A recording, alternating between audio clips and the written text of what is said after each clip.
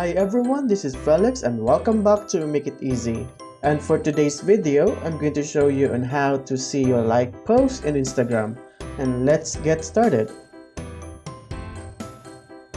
First, tap your profile icon or your profile picture in the lower right corner to go to your profile. In the upper right corner, tap the menu icon or the three lines icon.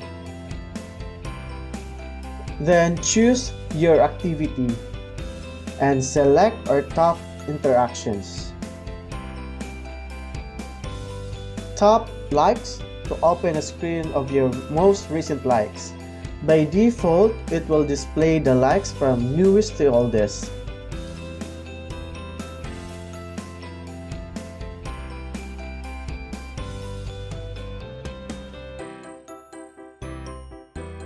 And that's it!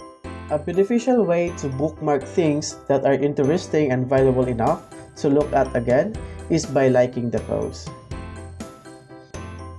And that's it! If you have any questions, queries, suggestions, feel free to hit the comment below in the comment section.